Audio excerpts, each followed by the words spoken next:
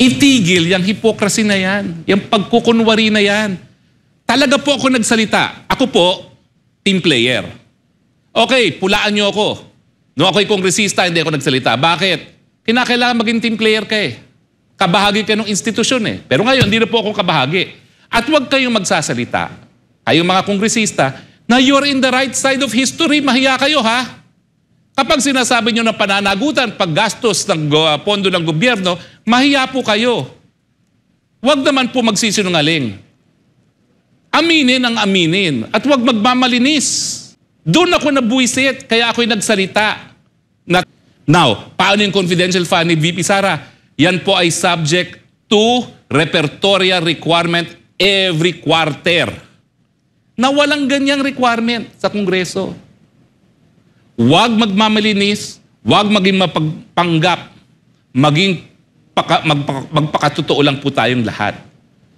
Aminin ninyo ng pagtanggal sa confidential fund ni Sara dahil banta siya kay Speaker Romualdez. Pero huwag kayong magmamalinis. Dahil alam nyo kung anong patakaran dyan. At yan ang dahilan kung bakit ako nagsalita. Ngayon, harapin nyo ang taong bayan. Magandang araw mga kaibigan.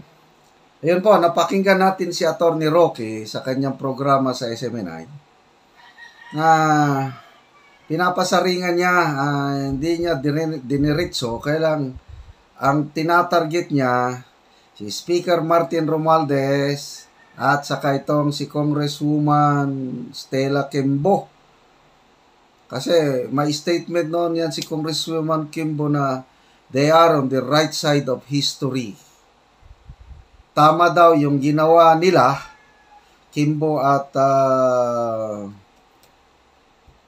Romualdez, na tinanggal yung confidential funds ni VP Inday Sara at ni-realign sa West Philippine Sea agencies. Okay? Kaya, ayun, galit na galit si Atty. Roque dahil alam niya yung ginagawa sa Kongreso. Naging part siya ng 17th Congress. Nung congressman pa siya, hindi siya nagsasalita tungkol sa ganong gawain. Kasi team player nga. Nasa institusyon siya, hindi niya pwedeng sirain yung institusyon na kabahagi siya. Kabahagi. Ngayon, hindi na siya congressman. Ayun, sinabi niya yung totoo dahil nagalit na siya sa pagpapaka-ipokrito nitong si Quimbo at Speaker Romualdez na kunuhay malinis sila. Natanggalan nila ng confidential fund si VP Sara, but in reality, mas masahol pa ang kanilang confidential funds o yung extraordinary expenses na certification lang ang liquidation. Kaya, suma total, banta si VP Sara sa ambisyon nitong si Speaker Romualdez sa 2028. Kaya, ayun, sinimulan na nilang tanggalan siya ng pundo para hindi siya makatrabaho ng gusto. So, nakakainis. So, salamat po, Atty. Roque, nandyan kayo na sandigan ng katotohanan. Magtulungan po tayo, mga kapwa ko DDS, para labanan itong ginagawang panluloko ni Speaker Romualdez at mga kasama niya sa Kongreso. Okay, so panoorin natin ang buo yung pahayag ni Atty. Roque sa SMNI. Kayo ha? Kapag sinasabi nyo ng pananagutan, paggastos ng pondo ng gobyerno, mahiya po kayo. Huwag naman po magsisinungaling. Aminin ang aminin at huwag magmamalinis. Kaya po may confidential fund kasi may mga gastos na hindi maidaan sa government procurement. Tapatin po natin ang taong bayan. Kapag ikaw ay nagsisilbi sa bayan, hindi naman po pwede na yung ibibigay mo sa patay, yung ibibigay mo sa may sakit, idadaan sa proseso ng bidding. Wala nang makakakinabang dyan. Yan po ang gamit din ng confidential fund. Tapatin na po natin. Doon ako nabuwisit, kaya ako'y nagsalita. Not normally, ako ay team player, pero ako ay nagsalita. Bakit? Huwag maging magpanggap. Huwag nagmamalinis.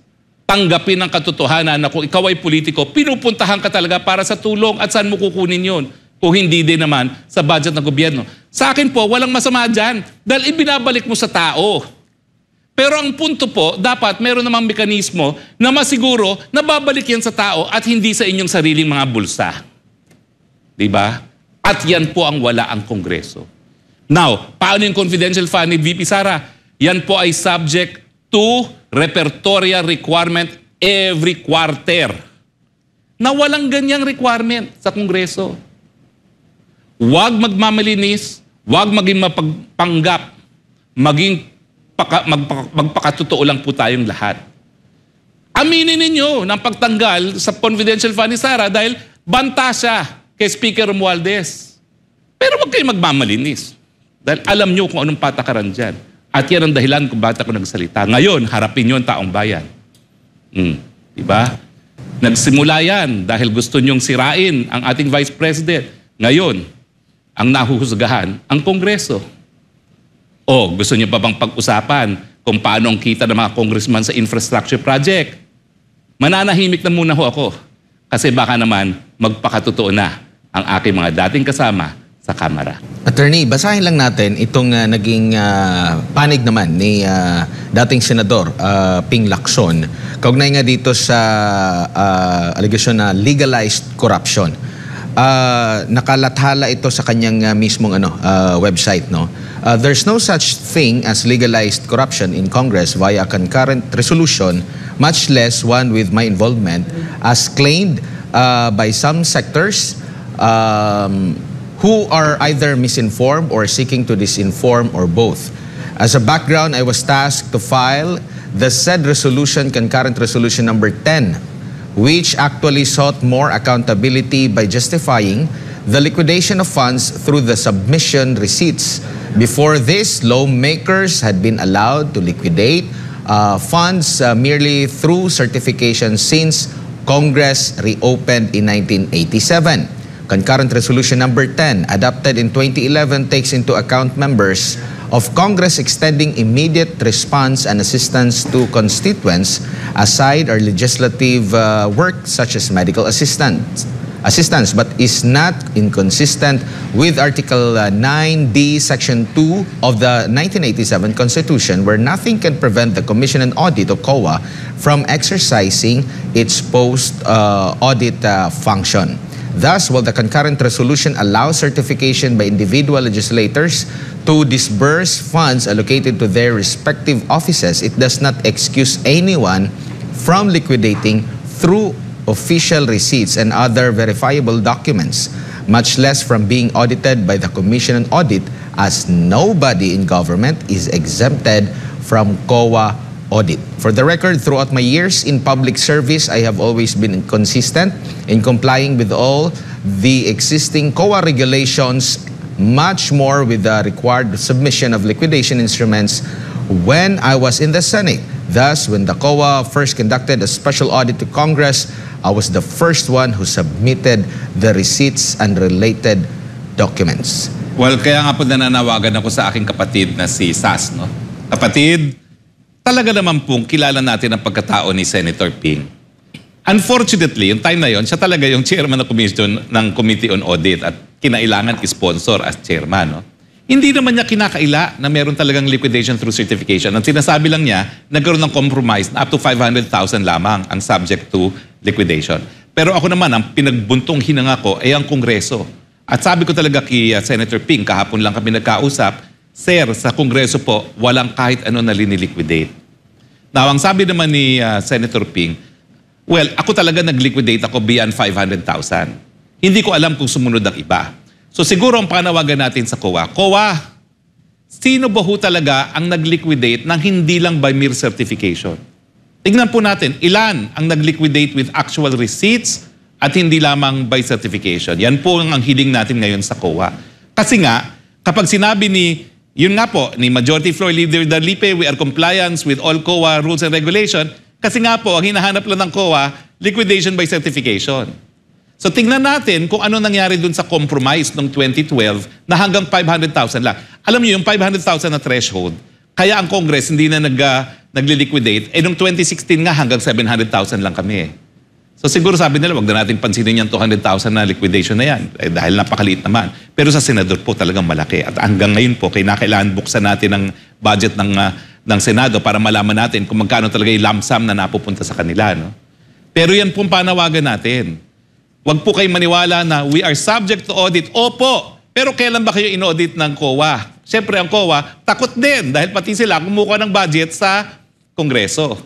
Pero yung sinasabi nila, na dahil merong fiscal autonomy ang Kongreso, ay pwede silang mag-liquidation through certification. Ang tanong ko, ang Supreme Court, meron ding fiscal autonomy. Pwede ba sila mag-liquidation by certification? Ako, baka madisbar ang mga justices kung sila ay mag-liquidation by certification. Ang COA, meron ba silang liquidation through certification? Wala. Ang COMELEC na may fiscal autonomy din. Ang Civil Service Commission, meron ding fiscal autonomy. Meron ba silang such a thing as liquidation by certification? Kongreso lang po kasi silang gumagawa ng budget. Kaya may sense of entitlement. Kaya sa akin, ang panawagan ko, magpakatotoo lang po kayo. Mananahimik pa rin ako and become a team player kung nagpapakatotoo. Pero pag kayo'y nagpapanggap, magsasalita ako. Attorney, batay dito sa constitutional mandate ng COA, 1987 Philippine Constitution Article 9-D, ito yung trabaho ng COA, nasa Section 2(1). Okay, basahin ko lang yung buong attorney ha.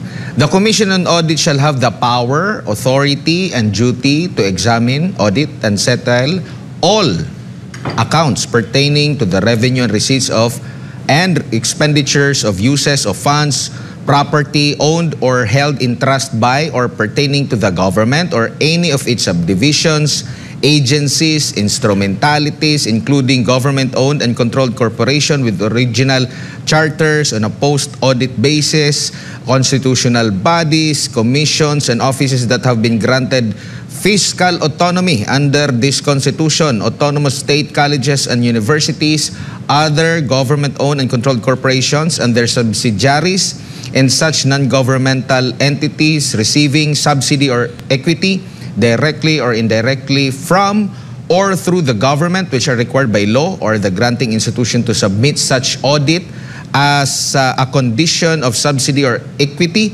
However, where the internal control system of the audited agencies is inadequate, the Commission may adopt such measures, including temporary or special pre-audit, as are necessary and appropriate to correct the deficiencies. It shall keep the general accounts of the government and, for such period as may be provided by law, preserve the vouchers and other supporting papers pertaining thereto. Well, ang problema nga po, hindi ginagawa ng COA yan pagdating sa Kongreso kasi nagkaroon nga sila ng kasunduan 2012. 500,000 certification enough. Yun po yung kinu-question natin. At ang sinasabi ko nga, kami, 700,000, hindi na rin pinaliquidate yung 200,000. Yan po aking recollection. No? Although, yun nga po 2016 at saka kabahagi lang ng 2017 ako naging congressman. So, isang taon at kalahati. No? Pero bon-bon naman po, pinipirmahan yung certification na yun dahil hindi mo naman po pwedeng makuha yung cash mo kung hindi mo pipirmahan. Alam ko, mayroon ako isa na dating senador na naging kongresista, ayaw niyang pirmahan. Hindi siya kumuha. Kasi natakot siya. Bakit ganitong sistema dito sa House? Na talagang ganun lang. So, kasi naman, intindihin nyo, sa Senado, mas di hamak na malaking budget ng kada senador. Kaya meron sila talagang finance officer kada opisina. So, dahil meron ka namang mas malaking budget, meron kang kakayahan na kahit paano mag-liquidate. No? So, yun lang. Let's be fair. Bagamat inaamin talaga ni Senator Ping na narariyan yan na liquidation by certification, siya naman daw ay sumunod doon sa compromise. Hindi lang niya alam kung sumunod yung buong Kongreso doon sa compromise na hanggang 500,000 lang. Ang problema kasi, mula nung nagkaroon ng ganyang kasunduan, ang COA has never audited Congress. Yung kawalan po ng red flag, hindi po ibig sabihin yung in-audit nila ha. Kasi pag nag-audit yan, hingin nila yung mga resibo doon sa kanilang certification, liquidation by certification.